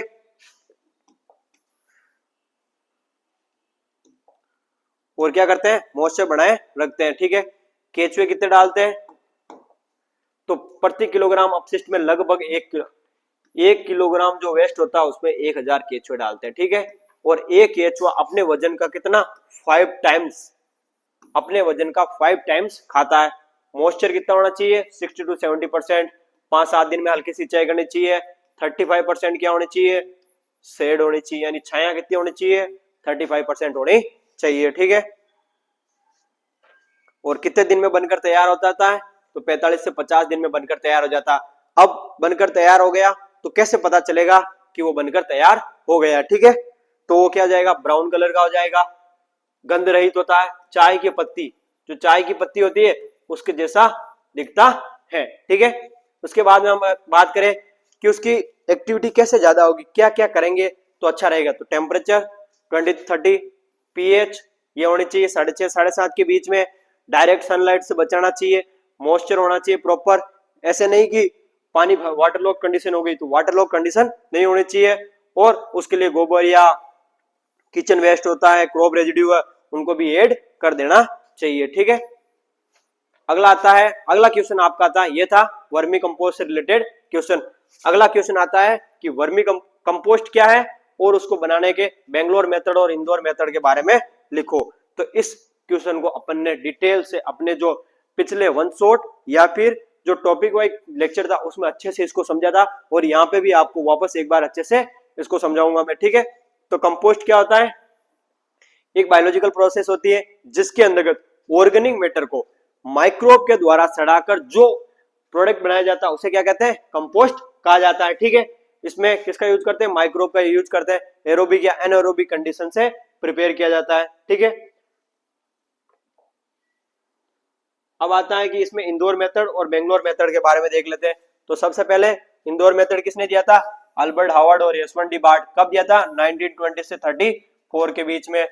एनारोबिक, सॉरी, इंदौर मेथड एक एरोबिक मेथड है, यहाँ पर गलत लिखा गया है ना, तो ये क्या है, एरोबिक मेथड है। जो इंदौर मेथड है वो क्या है, एरोबिक मेथड है, और 10 थर्ड फीट का एक गड्ढा बना लिया जाता है और उसमें यूज करते हैं। ठीक है, अब सबसे पहले क्या डालेंगे उस गड्ढे में, सबसे पहले क्रॉप रेजिड्यू डालेंगे। ठीक है, उसके बाद में गोबर, उसके बाद में मिट्टी, ऐसे ऐसे करके उसको गड्ढे को भर दिया जाता है। ठीक है, 15 दिन बाद में वापस उसको उलट पुलट करते हैं। ठीक है, और 90 to 120 डे में कंप्लीट हो जाता है। अगला था Bangalore method, Indian institute of science Bangalore के द्वारा CN आचार्य ने इसको डेवलप किया था, और ये यहाँ गलत लिखा हुआ है, ये क्या, एनारोबिक मेथड है। ठीक है, ये थोड़ी टाइपिंग मिस्टेक है तो याद रखना, ये क्या है, एनारोबिक मेथड है, और ये कहाँ काम में लिया जाता है, जहाँ रेनफॉल ज्यादा होती है वहां पर काम में लिया जाता है। तो इन दोनों का एक बार आपको डिफरेंस बता देता हूं ताकि आपको आसानी होगी। तो सबसे पहला Indore method, second Bangalore method. ठीक है, बेंगलोर मेथड किसने दिया था, इंदौर मेथड, अल्बर्ट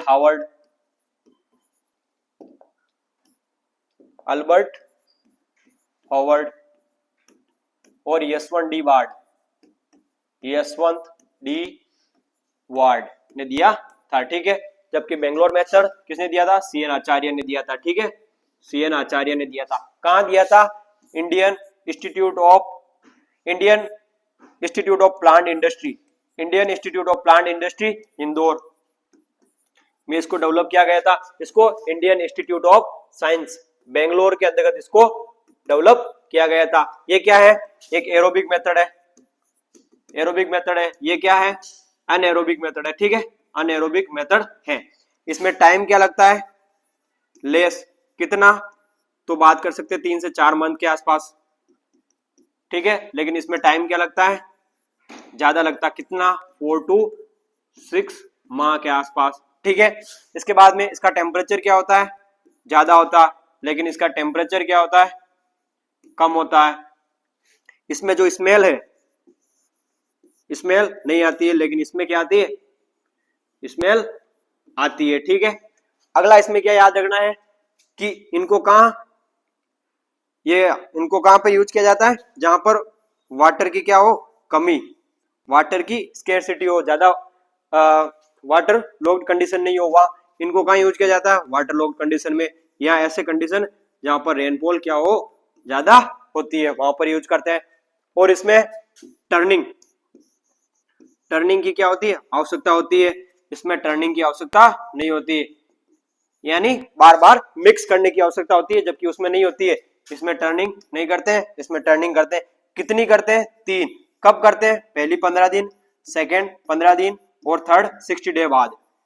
फर्स्ट 15 दिन और 60 दिन बाद में करते हैं। इसका एक आप स्क्रीनशॉट ले लीजिए, इसके बाहर कुछ नहीं आएगा, आएगा तो इसको आप अच्छे से लिख देना, ठीक है। यदि आप लिख दोगे ये पूरा, तो आपके इसमें जितने भी नंबर का क्वेश्चन होगा वो पूरे नंबर मिलेंगे, ठीक है।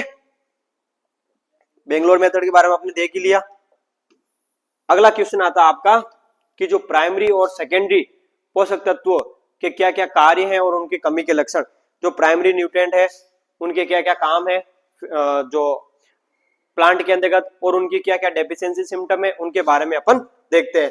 तो सबसे पहले किस न्यूट्रिएंट की कहां पे डेफिशिएंसी और कहां काम होता है उसके बारे में याद होना चाहिए। ये अपना प्लांट, ठीक है, ये लोअर लीफ, ये अपर लीफ, ये टॉप पार्ट, ये मिड पार्ट, ठीक है। कौन सा न्यूट्रिएंट कहां पे होगा, नीचे कौन होगा, NPK, Mg, MO, ऊपर कौन, जिंक, बीच में जिंक, कैल्शियम बोरोन ऊपर, यहाँ आयरन, मैग्नीज, कॉपर, क्लोरीन, ये यहाँ पे निकल भी यहाँ कह सकते हैं, ठीक है। तो अब इनके काम क्या होते हैं, नाइट्रोजन होगा तो क्लोरोसिस होगा, कंप्लीट क्लोरोसिस किसकी वजह से, नाइट्रोजन, नाइट्रोजन का भाई कौन, सल्फर, अपर लिप में यदि क्लोरोसिस तो कौन, सल्फर, लोअर में कौन, नाइट्रोजन, मैग्नीशियम का भाई कौन, मैग्नीशियम का भाई कौन, आयरन, मैग्नीशियम का भाई कौन, आयरन, इनकम्प्लीट इंटरवेनियल क्लोरोसिस, इसका क्या होगा, क्लोरोसिस, नए पेज पे लिख लेते हैं, ठीक है। तो सबसे पहले क्लोरोसिस, इनकम्प्लीट इंटरवेनियल क्लोरोसिस और कंप्लीट इंटरवेनियल क्लोरोसिस, ठीक है। तो लोअर लिप पे कौन काम करेगा, अपर लिप पे कौन काम करेगा, लोअर लिप पे नाइट्रोजन, अपर पे सल्फर, लोअर पे मैग्नीशियम, अपर पे आयरन, और इसका अपर लिप पे मैग्नीज होगा, ठीक है। कैल्शियम क्या करेगा, ये है इनके डेफिशिएंसी सिम्टम, ठीक है। अब कैल्शियम क्या करेगा, ऊपर हुक लाइक स्ट्रक्चर बना देगा, ठीक है। और इसके बाद में अगला आता है कि बात करें इसमें फास्फोरस की वजह से पर्पल कलर, पोटेशियम की वजह से स्कॉर्चिंग या बर्निंग हो जाएगी, ठीक है। तो ये याद रखना कि किस न्यूट्रिएंट की वजह से क्या होता है, ठीक है। तो इसका नाइट्रोजन का काम क्या है, प्लांट में कितनी 1.5% होता है, ठीक है। काम क्या, प्रोटीन, एंजाइम, क्लोरोफिल निर्माण में और अमीनो एसिड बनाने में काम आता है। जो नाइट्रोजन का काम होता है वेजिटेटिव ग्रोथ कराने के लिए काम आता है, और इसकी कमी हो गई तो क्या हो जाएगी, पुरानी पत्तियां पीली पड़ जाती है, प्लांट की हाइट कम हो जाएगी, ठीक है। अगला आता है फास्फोरस। फास्फोरस का क्या काम है, फास्फोरस का सीधा काम, फास्फोरस आते ही एटीपी करेंसी के नाम से जाना जाता है, यानी इसे जीवन की कुंजी, की ऑफ लाइफ भी कहते हैं। ये क्या कर सकता है, न्यूक्लिक एसिड के लिए भी काम में आता है, फाइटिन में, फोस्फोलिपिड बनाने में काम आता है, रूट ग्रोथ में काम आता है, सीड में काम आता है, याद रखना, ठीक है। फास्फोरस राइजोबियम एक्टिविटी के लिए भी एक इंपॉर्टेंट न्यूट्रिएंट है, ठीक है। कारण पुरानी पत्तियों पे दिखाई देता है, किस तरह के एंथोसायनिन के एक्युमुलेशन की वजह से बैंगनी कलर हो जाता है, ठीक है। अगला कौन सा था, पोटेशियम।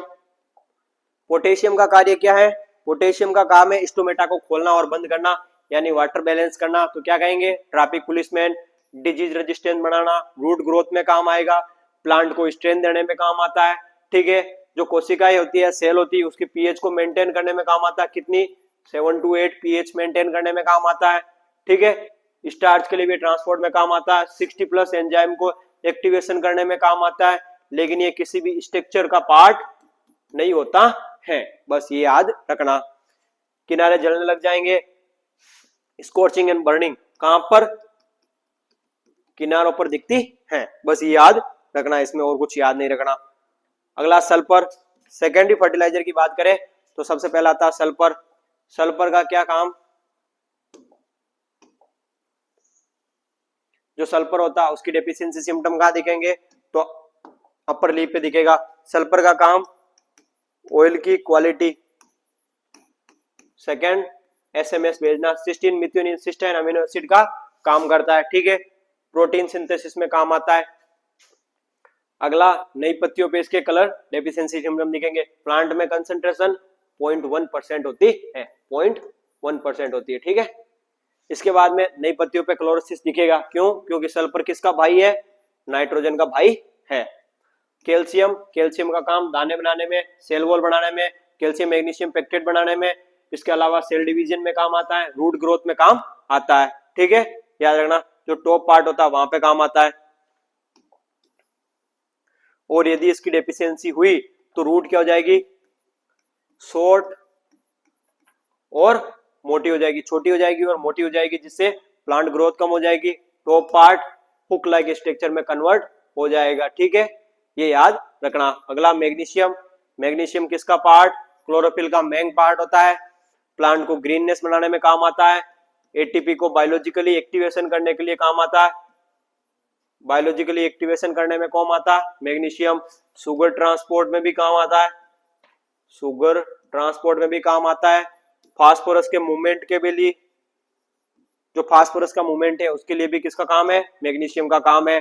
क्या होगा, पुरानी पत्तियों में क्लोरोसिस, इनकम्प्लीट इंटरवेनियल क्लोरोसिस दिखेगा, ठीक है। अगला क्वेश्चन आता है सोइल टेस्ट मेथड और क्रिटिकल लिमिट। सोइल टेस्ट के कौन कौन से मेथड है और उनकी क्या क्या क्रिटिकल लिमिट है, ये आपका अगला क्वेश्चन है। तो सबसे पहले सोइल टेस्ट क्या है, एक साइंटिफिक मेथड है जिसमें सोइल का फील्ड में जाते हैं, सैंपल लाते हैं और उस सैंपल को प्रिपेयर करते हैं और डिफरेंट इक्विपमेंट के द्वारा डिफरेंट फर्टिलाइजर का क्या करते हैं, एनालिसिस करते हैं, तो उसे क्या कहते हैं, सोइल टेस्टिंग कहते हैं। अब उसके बाद में आता है कि उसकी क्रिटिकल लिमिट क्या होती है, जो अपन ने अभी पहले पढ़ा था कि वो लिमिट जिसके नीचे यदि हुआ तो क्या होगी, डेफिशिएंसी होगी, और वहां यदि आप फर्टिलाइजर दोगे तो इसकी एफिशिएंसी आएगी, ठीक है। कौन कौन से मेथड है याद कर लेते हैं। सबसे पहला केमिकल मेथड, केमिकल मेथड किसके लिए कौन सा यूज करते हैं, ठीक है। तो ऑर्गेनिक कार्बन के लिए बस आपको नाम याद रखना, पूरा याद रखने की जरूरत नहीं, क्या मेथड है कैसे करते हैं, वो आपको डिटेल स्टडी यदि एमएससी करोगे सोइल में तो आपको पढ़ना है। वोल्केनियम ब्लैक मेथड किसके लिए, ऑर्गेनिक कार्बन। जेल्डोल नाइट्रोजन के लिए, ओल्सन फास्फोरस के लिए, कौन सी, क्षारीय मृदा में, ठीक है। और यदि अम्लीय मृदा का पूछे तो कौन सा, ब्रे। और अमोनियम एसिटेट पोटेशियम के लिए, कैल्शियम और मैग्नीशियम के लिए भी, डीटीपीए माइक्रोन्यूट्रिएंट के लिए, सल्फर के लिए कैल्शियम क्लोराइड, बोरोन के लिए हॉट वाटर ट्रीटमेंट यूज करते हैं। और लास्ट बचा मोलिब्डेनम के लिए अमोनियम ऑक्सलेट, अमोनियम ऑक्सलेट काम में लेते हैं, ये होते हैं। इसके अलावा पीएच के लिए पीएच मीटर आ जाएगा, पीएच मीटर किसने दिया था, एसपीएल सोरेंसन ने। ईसी के लिए ईसी मीटर आ जाएगा, ठीक है। ईसी मीटर में क्या भरा होता है, 0.01 मोल कैल्शियम क्लोराइड का सॉल्यूशन, जिसकी ईसी कितनी होती है, 1.41 डेसीसाइमन पर मीटर होती है, ठीक है। ये कुछ फिजियोकेमिकल मेथड में आ सकता है जैसे पीएच वगैरह। बायोलॉजिकल मेथड में कुछ माइक्रोब्स का यूज करके पता लगाया जाता है, जैसे azotobacter, aspergillus, cunninghamella, pot culture experiment, सारे इसी में आते हैं, ठीक है। ये है कि क्रिटिकल लिमिट, क्रिटिकल लिमिट ये किसमें है, प्लांट सोइल के अंतर्गत है कि किससे कम होगा तो क्या होगा, ठीक है। तो याद रखना, नाइट्रोजन यदि 280 से कम हुआ तो उसकी डेफिशिएंसी, ये किसमें है, सोइल में, ठीक है। फास्फोरस कितना होना चाहिए, 20।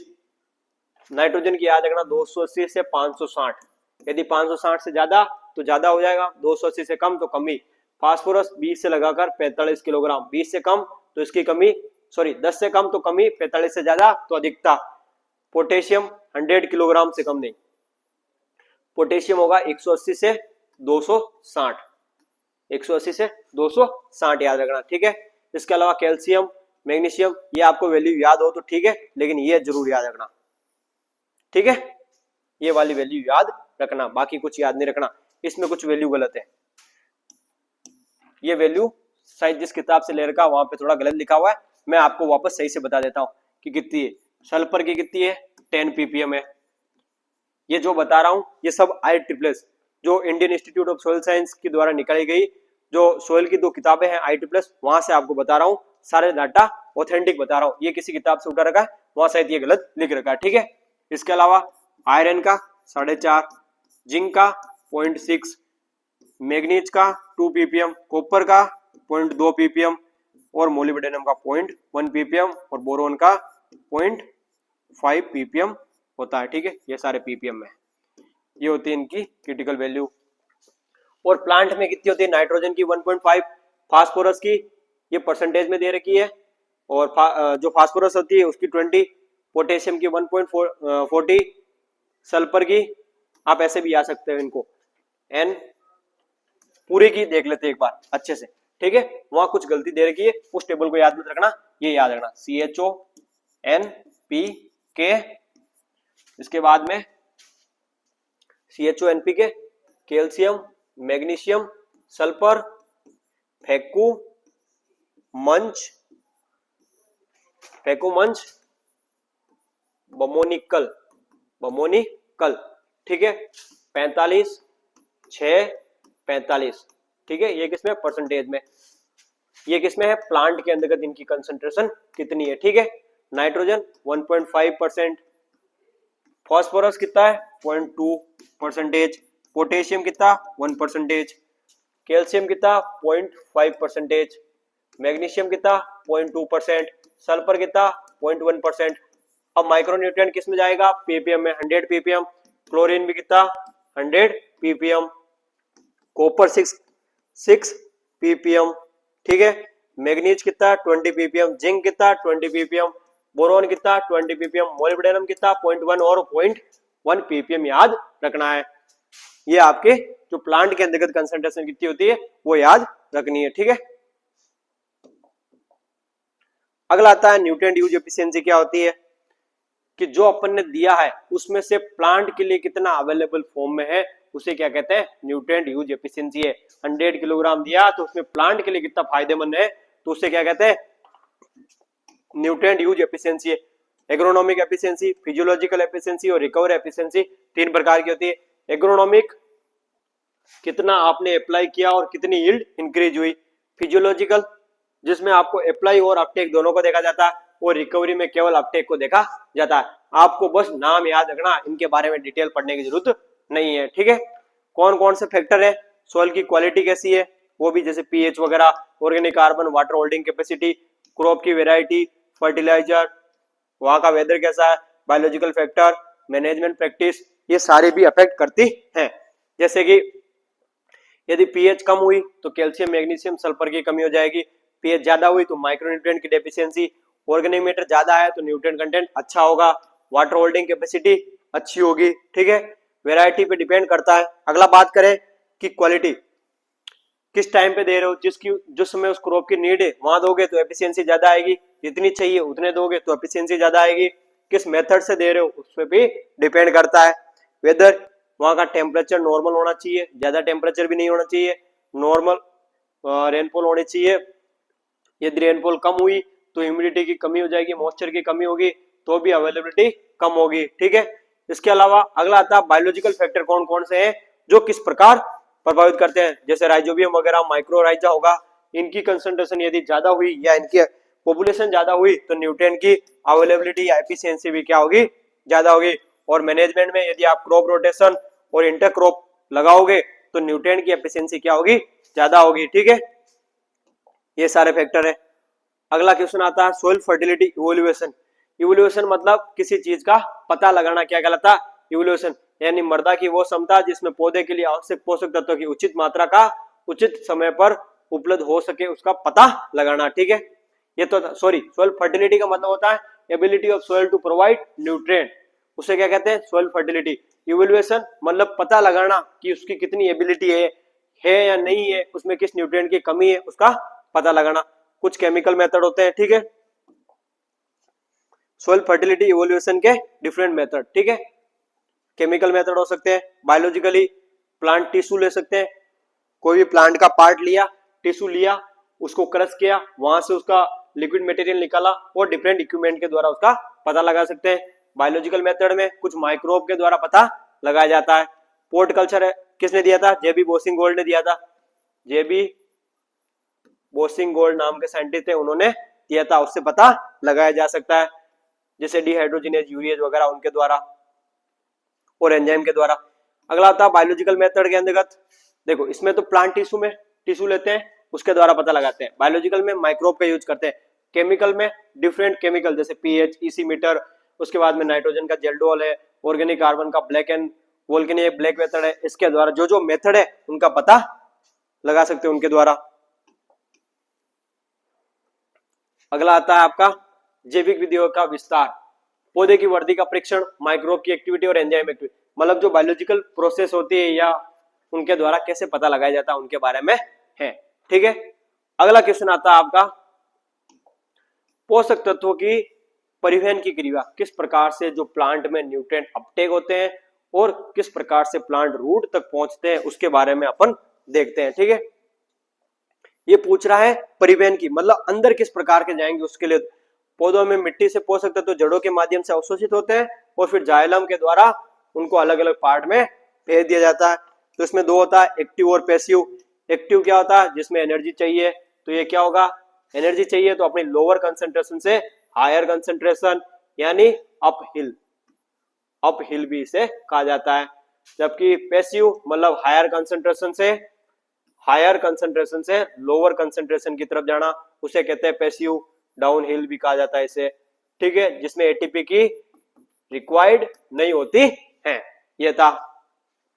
अब परिवहन तंत्र में जाइलम जिसमें वाटर जाता है, जिसमें न्यूट्रिएंट जाता है, फ्लोएम जिसमें जो भी मटेरियल जो खाना बनता है, कार्बोहाइड्रेट, प्रोटीन, फैट वगैरह, उनका ट्रांसपोर्ट होता है। अगला होता है पोषक तत्वों से मिट्टी जड़ों द्वारा अवशोषित करती है। पोषक तत्वों से जो मिट्टी में होते हैं वहां कौन से जड़ों के द्वारा अवशोषित होते हैं उनके बारे में। कुछ कैरियर प्रोटीन वगैरह होती है, तो इनको इस प्रकार से समझ सकते हैं आप पूरा। देखो वैसे उस लेक्चर में आपको सबसे अच्छा समझा रखा है, लेकिन एक बार वापस बता देते हैं, ठीक है। ये कोई प्लांट है, ठीक है, ये इसका रूट का अपन एक डायग्राम बनाते हैं, ठीक है। सबसे पहले यहाँ कोई सोइल सरफेस है, यहाँ कोई न्यूट्रिएंट पड़ा है, ठीक है, यहाँ से सोइल सॉल्यूशन में आया, सॉल्यूशन से रूट के पास गया, ये मान लो आपकी रूट है, ठीक है। तो ये रूट सरफेस पर पहुंच रहा है। यहां तक की एक्टिविटी में तीन पार्ट होते हैं। एक होता है मास फ्लो। मास फ्लो क्या होता है, अलोंग विथ वाटर, वाटर के साथ में पानी का जाना, अलोंग विथ वाटर, न्यूट्रिएंट का वाटर के साथ मूव करना, मास flow. Diffusion through the water, water के द्वारा, थ्रू द वाटर। अगला होता है रूट इंटरसेप्शन, यानी रूट का खुद पहुंचना न्यूट्रिएंट के पास, क्या कहलाता है, रूट इंटरसेप्शन कहलाता है। ये तीनों प्रोसेस है जो सोइल से रूट की सरफेस पे पहुंचने के लिए कौन कौन सी, mass flow, diffusion, root interception. Main कौन सी होती है, डिफ्यूजन होती है, ठीक है। इसमें क्या होता है, अलोंग वाटर, इसमें थ्रू द वाटर, इसे और कहते हैं कन्वेक्टिव फ्लो भी कहा जाता है, कन्वेक्टिव फ्लो भी कहते हैं, ठीक है। और रूट इंटरसेप्शन में दो चीज, इसका वॉल्यूम कितना होता है सोइल में, तो 1% से कम वॉल्यूम होता है। कितना न्यूट्रिएंट अपटेक होता है, 1 से 3% अपटेक होता है। अपटेक में कितना, 1 से 3% तक अपटेक होता है, जबकि वॉल्यूम कितना होता है, 1% से कम होता है। ये चीज याद रखनी। अब ये कहां तक पहुंच गए, रूट सरफेस पर। अब रूट हेयर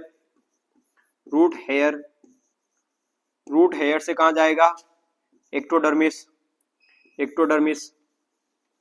एक्टोडर्मिस से कहां जाएगा, कोर्टेक्स, कोर्टेक्स से कहां जाएगा, एपिडर्मिस, एपिडर्मिस से कहां जाएगा आपके पास बाद में सहवनी तक, जो जाइलम और फ्लोएम होता वहां पर ये चला जाएगा, ठीक है। ये पूरी प्रोसेस होती है अंदर जाने की न्यूट्रिएंट की। अब हम बात करते हैं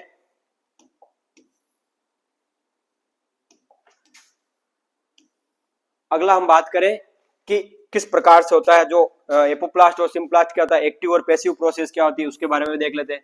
ये कोई आपकी रूट है, ठीक है, उस रूट के अंदर की स्ट्रक्चर ये है। ये क्या होती है, एक सेल के बीच में क्या होता है, प्लाज्मोडेस्माटा होते हैं। यहाँ आप 7 युक्त तक बना सकते हो, ठीक है।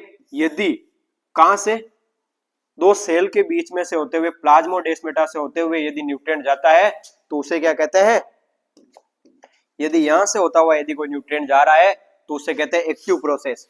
कौन सी, एक्टिव, एक्टिव या सिम्प्लास्ट, सिम्प्लास्ट कहते हैं, ठीक है, सिम्प्लास्ट, जिसमें क्या चाहिए, एटीपी चाहिए। और यदि सेल के बीच में से होती जा रही है तो स्लो प्रोसेस है, ठीक है। अगला कौन सा है, अब ये जो बीच में खाली जगह पड़ी, यहां से होता हुआ यदि न्यूट्रिएंट जा रहा है तो उसे क्या कहते हैं, उसे कहते हैं पैसिव प्रोसेस। पैसिव है इसका मतलब एपोप्लास्ट, एपोप्लास्ट मूवमेंट होता है। तो इसमें क्या चाहिए, एटीपी नहीं चाहिए। ये क्या होती है, फास्ट प्रोसेस होती है। लेकिन एक दिक्कत आती है, क्या दिक्कत आती है कि जो एंडोडर्मिस होती है यहाँ पर कैस्पेरियन पट्टिकाओं का निर्माण हो जाता है, तो यहाँ से फिर ये सिम्प्लास्ट में कन्वर्ट हो जाती है, ठीक है। ये दो चीज याद रखनी। एपोप्लास्ट मूवमेंट कहाँ होता है, सेल वॉल और सेल के बीच में खाली पड़ी जगह से होता है। फास्ट है, एटीपी की रिक्वायर्ड नहीं होती है, लेकिन एंडोडर्मिस में कैस्पेरियन पट्टिकाएं बन जाती है जिसकी वजह से ये सिम्प्लास्ट में कन्वर्ट हो जाता है। अगला होता है दो सेल के बीच में से जो प्लाज्मोडेस्माटा से होता हुआ जाता है उसे क्या कहते हैं, सिम्प्लास्ट कहते हैं। एक्टिव प्रोसेस होती है, एनर्जी चाहिए, और स्लो प्रोसेस होती है, ठीक है। ये था आपका कौन सा, कैसे अपटेक करते हैं उसके बारे में, ठीक है। अगला क्वेश्चन है आपका नाइट्रोजन फर्टिलाइजर क्या है, उनका क्लासिफिकेशन, अमोनियम सल्फेट वगैरह के कुछ एग्जांपल। तो इसके बारे में आपने पहले भी देखा था कि नाइट्रोजन फर्टिलाइजर किस फॉर्म में, अमोनिया फॉर्म में, नाइट्रेट फॉर्म में, अमोनियम नाइट्रेट फॉर्म में और एमाइड फॉर्म में, चार भागों में इनको डिवाइड कर रखा है, ठीक है। इनके एग्जांपल याद रखना। अमोनियम सल्फेट कुछ याद नहीं करना, फॉर्मूला, नाइट कितना है, सल्फर कितना है, क्या इफेक्ट डालता है, ठीक है, और कुछ भी याद नहीं रखना इनके बारे में। अगला यूरिया, यूरिया का फॉर्मूला क्या होता है, इसके बाद में उसमें कितना नाइट्रोजन कंटेंट होता है, और नाइट्रोजन का सबसे बेस्ट फर्टिलाइजर कौन सा है, यूरिया। कैसा होता है, व्हाइट कलर का होता है, वाटर सोल्यूबल होता है, वोलेटिलाइजेशन के द्वारा लॉस होता है। अगला होता है कैल्शियम केन खाद।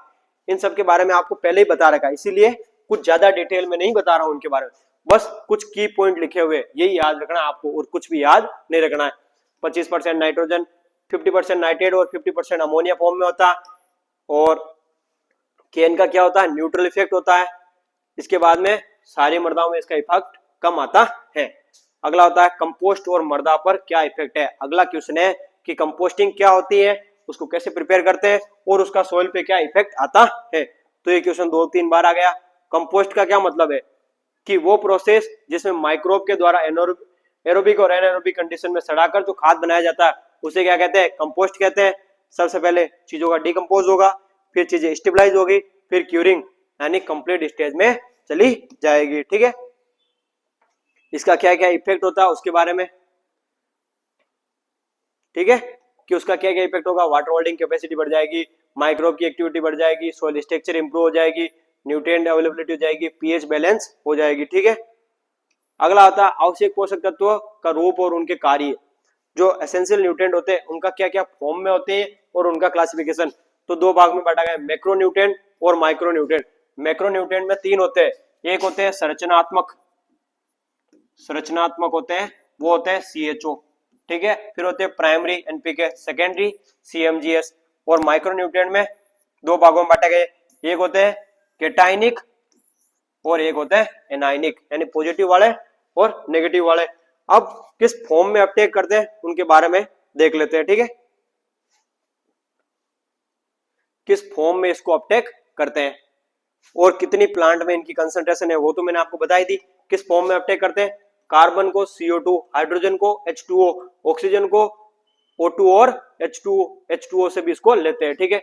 नाइट्रोजन को अमोनिया और नाइट्रेट फॉर्म में, फास्फोरस को H2PO4- HPO4- के रूप में, potassium K+, calcium K+, magnesium Mg+2, sulphur SO4-2, iron mainly Fe+2 में होता है, Zn+2, manganese Mn+2, Cu+2, boron का H3BO3 न्यूट्रल फॉर्म में, molybdenum MoO4-2, Cl- chlorine, silica hydroxide के रूप में, कोबाल्ट Co+2, निकल Ne+2, सोडियम Na+ और वेनेडियम V+ के रूप में। बस इनका फॉर्म याद रखना, यहाँ से क्वेश्चन पूछा जाता है कौन सा न्यूट्रिएंट किस फॉर्म में अपटेक होता है।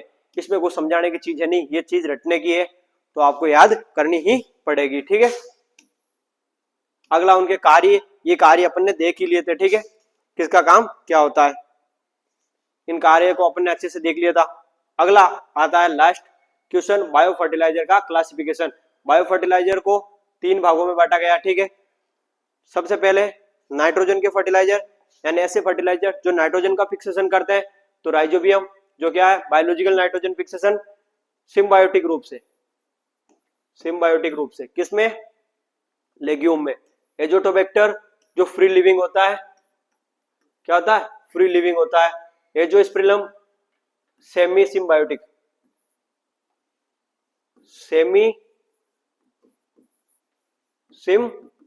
होता है।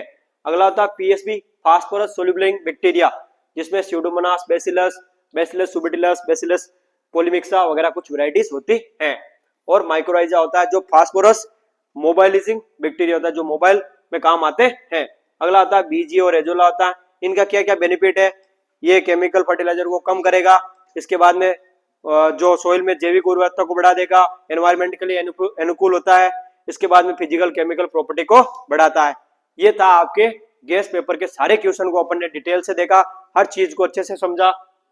यदि इसमें आपको कुछ भी नया लगा हो और यदि आपको क्लास में मजा आया है तो क्लास को लाइक करें, अपने दोस्तों के साथ शेयर करें।